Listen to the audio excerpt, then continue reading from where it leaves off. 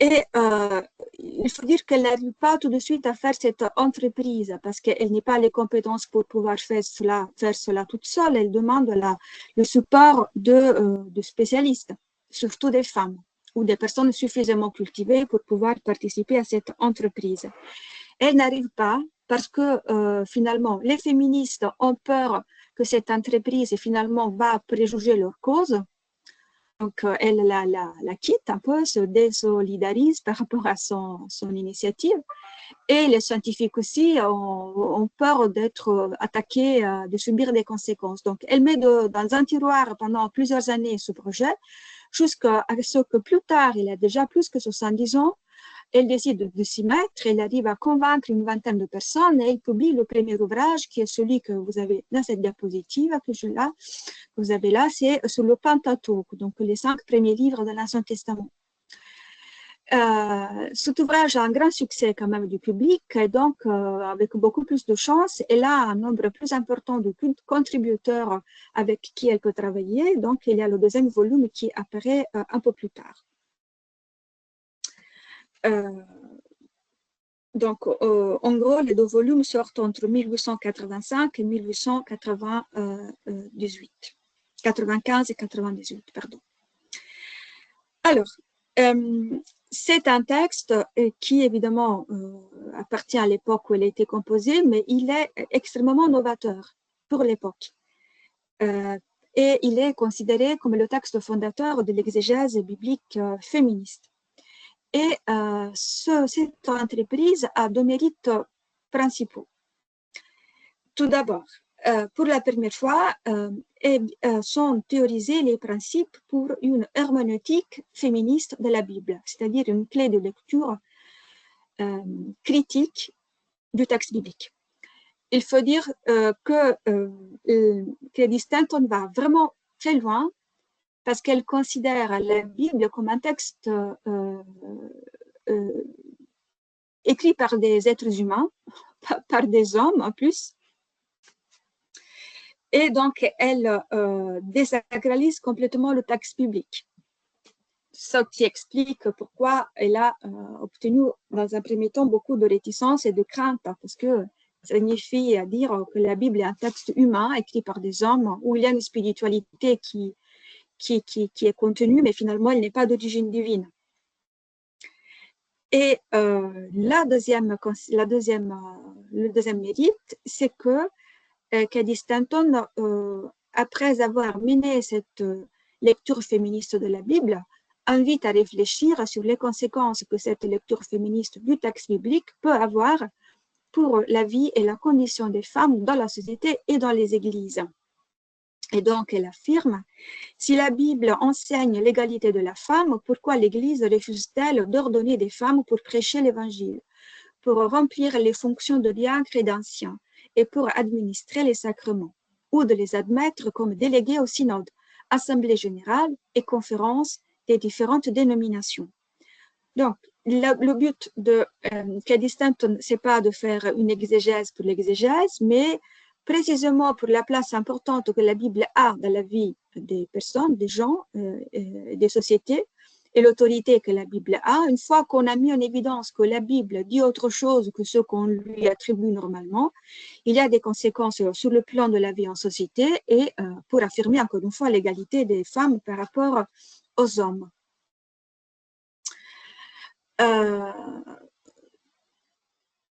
Je passe cette auteur ici et je vais directement à la deuxième phase. C'est ce que j'appelais lorsque les études féministes entrent à l'université. Parce que jusqu'à maintenant, vous voyez, ce n'est pas des universitaires. Hein. Par ailleurs, les femmes n'avaient pas vraiment le droit d'enseigner, notamment dans des domaines comme la religion ou la théologie. Par contre, une histoire, je crois, par contre, du moment où il y a aussi des universitaires, donc il y a des femmes qui enseignent à l'université, il y a un changement majeur dans la perspective de ces recherches. Donc, ça correspond aussi à la deuxième phase du mouvement féministe lié au mouvement de contestation des années 60 et 70. C'est la perspective des histoires des femmes là, que vous connaissez, donc je ne vais pas m'attarder. On parle de Women's History avec ce jeu de mots aussi entre her history et her story pour exprimer le fait que le but des historiennes est de montrer que les femmes ont une histoire et donc de restituer l'histoire aux femmes.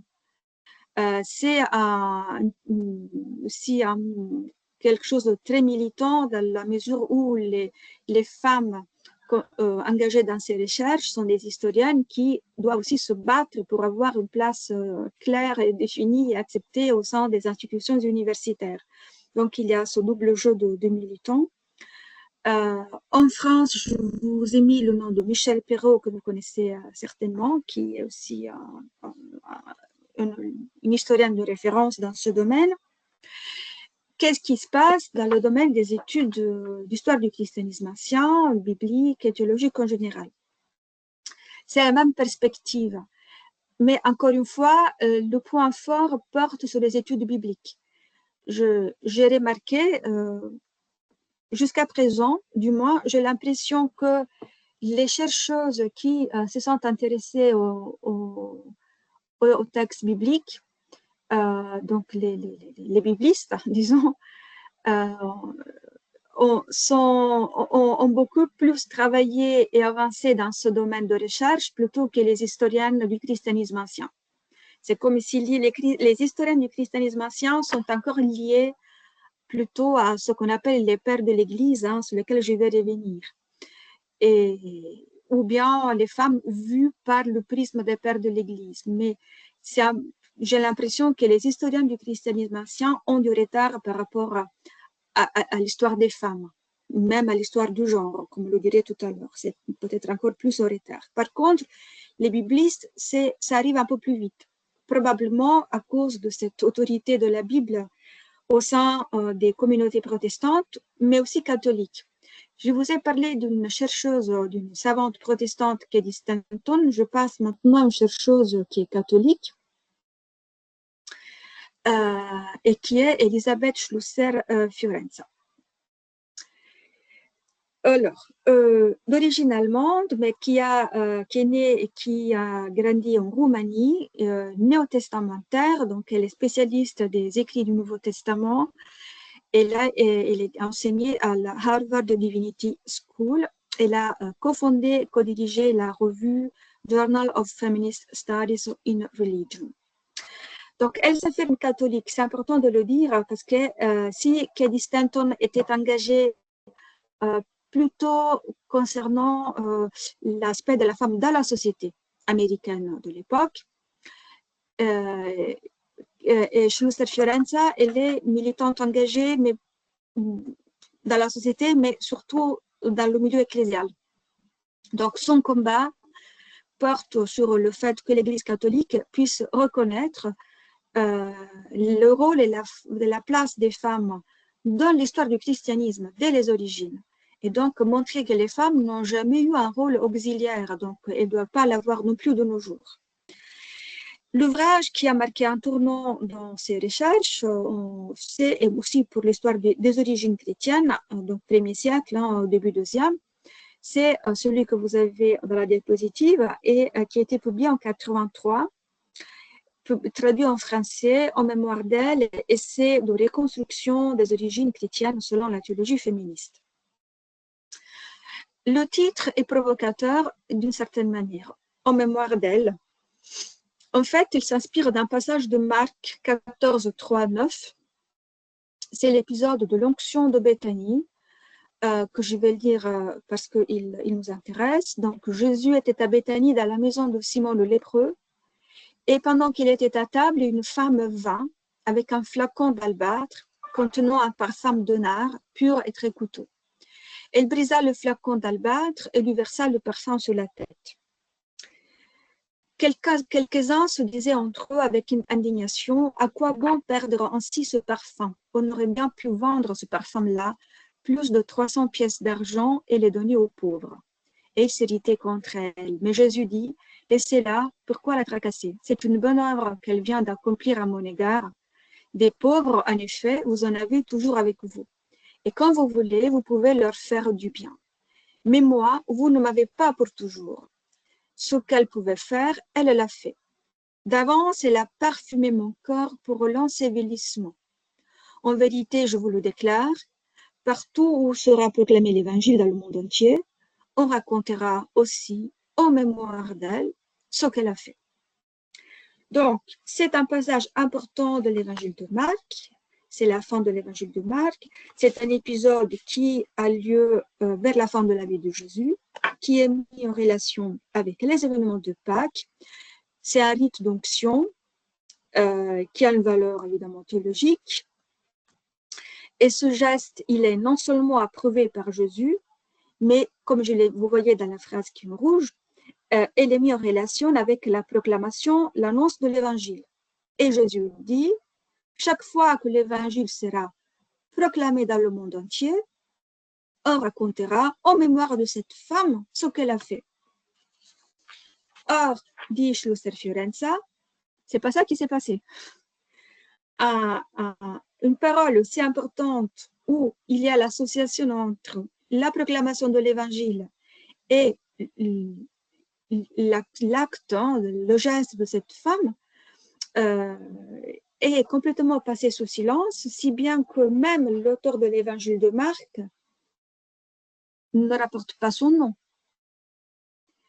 Dans l'Évangile de Luc, le même récit est transformé et non seulement la femme est une femme anonyme, mais en plus, elle est une pécheresse.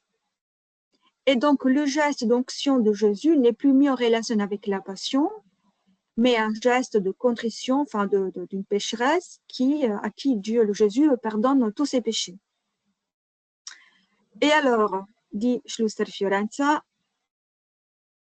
dans le récit de la passion de l'évangile de Marc, 3 disciples se distinguent avec netteté.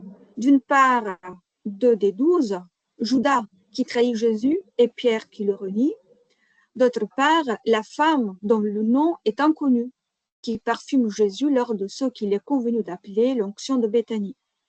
Mais, tandis que l'histoire de Judas et celle de Pierre sont gravées dans la mémoire des chrétiens, l'histoire de cette femme est pratiquement oubliée.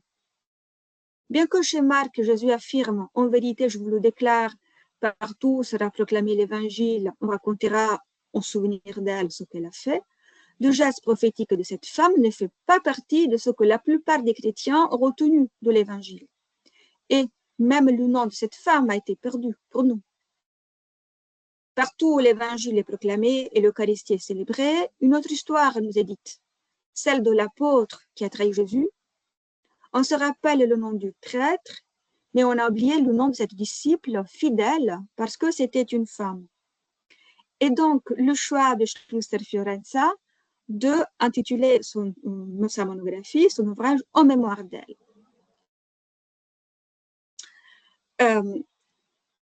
La chercheuse se propose un double objectif.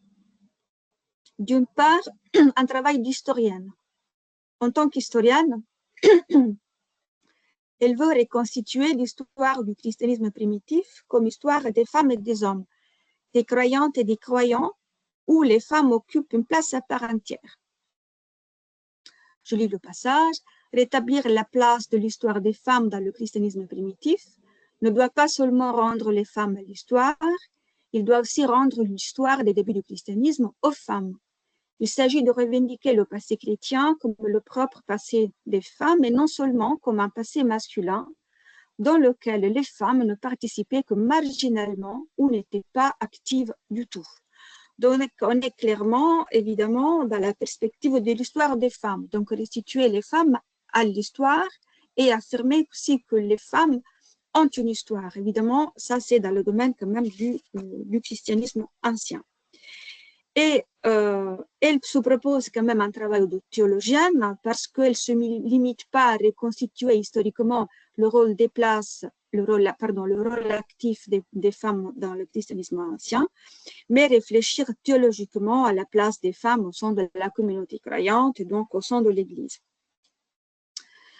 Alors, je saute un peu des choses pour ne pas dépasser trop de temps. Ce qu'elle affirme, elle se situe d'une part en continuité avec Cady Stanton, qui avait la nature androcentrique des textes bibliques, mais en plus, en tenant compte de l'évolution des mouvements féministes de son époque, Schlusser Fiorenza commence aussi à parler de société patriarcale. La société patriarcale qui est la société d'où sont issus les écrits bibliques, d'où sont issus aussi les interprètes, finalement, de ces mêmes textes. Et donc, elle est consciente de la difficulté de déconstruire une manière traditionnelle d'interpréter ces écrits, et donc elle explicite la méthode à utiliser. Donc la méthode, c'est tout d'abord analyser le langage utilisé pour parler des femmes et des hommes aussi, mais elle se concentre beaucoup sur les femmes à vrai dire. Et donc identifier tout le langage androcentrique, c'est-à-dire, par exemple, tous les termes génériques au masculin.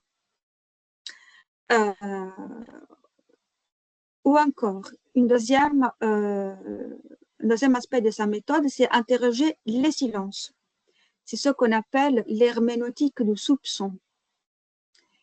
Elle fait l'exemple de la dernière scène. Dans la dernière scène, qui est un récit qui est construit théologiquement pour affirmer une position théologique, sont mentionnés Jésus et les apôtres, les femmes ne sont pas mentionnées. Mais rien ne nous empêche de penser que les femmes n'étaient présentes. S'il y avait des disciples, si dans la communauté qui était avec Jésus et qui se déplaçait avec lui, il y avait des disciples hommes et des disciples femmes, ce que les textes des évangiles laissent croire, hein, donc là, ça c'est évident. Pourquoi on devrait imaginer que la dernière scène, il n'y avait que les 12 et pas tous les disciples et femmes aussi présentes à ce moment-là. Troisième aspect de la méthode, c'est prendre conscience des biais interprétatifs androcentriques hérités du passé. Là, ça concerne plutôt l'exégète contemporain de nos jours. Dans l'image qui était dans l'affiche de cette conférence, vous voyez, il y a, je l'ai remis ici, vous voyez, il y a Paul qui donne une lettre à Phoebe. En fait, c'est cette Phoebe qui est mentionnée dans la fin de la lettre aux Romains, de la partie finale de la lettre de Paul à la communauté de Rome, dans laquelle il est dit bien que Paul confie à Phoebe, donc à une femme, la lettre, et c'est elle qui doit la porter à la communauté, à la petite communauté de chrétiens qui existait à l'époque à Rome. Phoebe, elle est appelée dans le texte grec prostatis et diakonos. Donc, je passe sur le mot prostatis qui signifie quelqu'un qui a un rôle de prééminence. Je m'arrête sur le mot diakonos parce que c'est le mot qui est traduit, qui correspond au terme diacre. Mais comme le souligne Schlusser Fiorenza, le mot diakonos en grec, c'est un mot qui a une seule terminaison pour parler du masculin et du féminin. Il n'y a pas de terminaison spécifique pour le féminin. Donc, c'est l'article qui permet de définir si le mot diakonos se réfère à l'homme ou à la femme. Mais lorsque il s'agit d'un homme, même dans les traductions courantes de la Bible, on traduit sans trop y réfléchir, sans trop y penser, on traduit diacre, parce qu'on considère que l'homme, il peut avoir une fonction ministérielle, donc c'est le diacre. Mais lorsque le mot diaconos est attribué à la femme, on ne traduit pas diacre. On traduit par une série soit de périphrases, celle qui était au service, par exemple, de l'Église, soit par le mot diaconesse, qui en plus est complètement anachronique, parce que diaconesse renvoie à une autre institution plus tardive. Mais ça montre qu'il y a ces biais androcentriques, même au niveau des interprètes, qui n'arrivent pas à se défaire de codes d'interprétation qui sont hérités du passé. Donc, la valeur, l'importance de l'ouvrage de Schlusser Fiorenza, c'est d'avoir donné tous les éléments constitutifs d'une orientation historiographique, donc en termes de paradigme d'interprétation. Elle donne un cadre théorique de référence, elle donne un objet d'étude et elle donne des méthodes d'analyse spécifiques. ce que je viens de mentionner. Un autre tournant dans l'histoire d'un point de vue méthodologique et épistémologique est lorsqu'on commence à parler de la question du genre. Donc, c'est les gender studies qui entrent aussi en ligne de compte avec beaucoup plus de difficultés.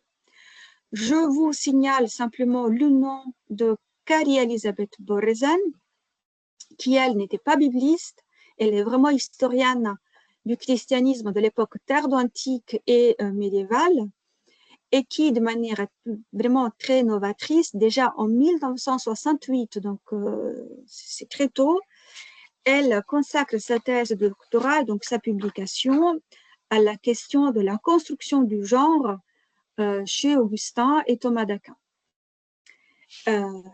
Donc c'est une thèse très intéressante qui est encore un texte de référence de nos jours, où elle en fait explique que tout ce qui concerne les états de la femme, qui concerne la virginité, le mariage, que ce soit le veuvage, que ce soit la virginité, ce sont les trois états de la femme codifiés par l'Église. Elles sont toujours des états qui sont définis par rapport à la relation avec l'homme. C'est-à-dire l'état de la femme n'est pas envisagé en tant que tel, mais toujours en relation à l'homme. Et elle va en fait analyser l'argument d'autorité par excellence de cette construction qui est celle de la Bible et notamment du récit de la création d'Ève par rapport à Adam. Je lis simplement cette phrase. La formation d'Ève à partir d'une côte d'Adam établit entre eux une relation qui servira de règle pour la relation de l'homme et de la femme en général. La conformatio, c'est-à-dire la formation des corps, indique la priorité d'Adam et la subordination d'Ève vis-à-vis de lui. Cette dépendance matérielle d'Ève, tirée d'Adam, est interprétée comme le signe d'une infériorité de la femme. Elle lui impose l'obéissance à l'homme chargé de l'autorité. Une telle hiérarchie doit être le fondement d'une union harmonieuse du couple. Ça, c'est dans le cas du mariage, mais la même chose concerne finalement le veuvage et la virginité. Alors, la recherche contemporaine, elle est très complexe. On parle maintenant d'histoire des femmes, histoire du genre. On met les deux ensemble, même s'il y a des spécialistes d'un domaine ou de l'autre. Je vous ai simplement dit quelles sont les trajectoires de nos jours. Donc, là, je passe. Donc, il y a un modèle de type sociologique qui est surtout affirmé par ces chercheurs italiens. Adriana Destro est une sociologue, anthropologue à vrai dire, et Mauro Pesce est un historien du christianisme ancien, et qui, ils affirment, ils étudient le phénomène de la présence des femmes dans la communauté primitive et surtout dans le mouvement de Jésus à partir de catégories anthropologiques et sociologiques. Ils soutiennent que dans le mouvement de Jésus, la présence des femmes est une présence effective et active parce que le mouvement de Jésus, Jésus, il a créé un espace qu'ils appellent interstitiel, c'est-à-dire c'est un espace en entre-deux dans lequel les codes de la société ambiante n'existent pas, ni les codes sociaux, ni les attentes, les convenances sociales. Et c'est parce que ces codes-là et ces frontières ou barrières traditionnelles sont annulées que dans cet espace interstitiel, les femmes ont un accès libre et mis sur le plan d'égalité par rapport aux disciples hommes. Parce qu'en fait, c'est hors du monde déjà. C'est dans le monde, mais c'est hors du monde. Donc, comme c'est un espace interstitiel hors des conventions sociales de la société environnante, voilà, il y a d'autres catégories qui permettent aux membres d'interagir entre eux. Donc, c'est un modèle sociologique intéressant. Il y a d'autres spécialistes qui s'intéressent beaucoup à la question des ministères féminins. Là, à mon avis personnel, c'est, je crois, le domaine dans lequel le piège idéologique militant est plus fort. Parce que c'est toute la question de la possibilité pour les femmes d'avoir accès à la prêtrise. Et donc là, c'est un terrain plus compliqué où parfois, avec toute bonne foi, mais parfois on pousse un peu loin, à mon sens, la lecture des sources. Voilà. Un autre aspect important de la recherche actuelle, c'est de ne pas se limiter aux sources littéraires, mais d'utiliser les sources documentaires. Je vous ai mis 3 exemples d'ouvrages. Donc, le premier, c'est aussi au sein du judaïsme, par exemple, parce qu'on étudie les inscriptions dans lesquelles il y a la mention des noms de femmes avec des titres qui renvoient à des rôles institutionnels. Par exemple, il y a des inscriptions dans le monde juif, rares, elles sont une quinzaine, pas plus, mais dans laquelle des femmes prennent le titre de chef de la synagogue. Ou bien dans le monde chrétien, il y a beaucoup plus d'inscriptions dans lesquelles les femmes prennent les titres de diacres, de prêtres, même d'évêques. Ensuite, il y a des papyrus dans lesquels l'attention porte moins sur les rôles officiels que sur la vie de tous les jours, mais qui montrent la vie quotidienne et vraiment l'aspect de l'histoire des femmes, vous voyez. Et donc, l'apport des sources papyrologiques est très intéressant. Un nombre important d'ouvrages est consacré à l'ascétisme féminin. L'ascétisme dans le sens où le fait pour une femme de l'époque antique de choisir de ne pas se marier, donc de faire un choix, de ne pas répondre aux attentes et convenances sociales de l'époque, est un choix, entre guillemets, révolutionnaire, dans le sens que ce sont des personnes qui, pour des raisons religieuses et spirituelles, s'opposent à une destinée normale, traditionnelle, qui voit dans la femme notamment un être qui a un rôle biologique.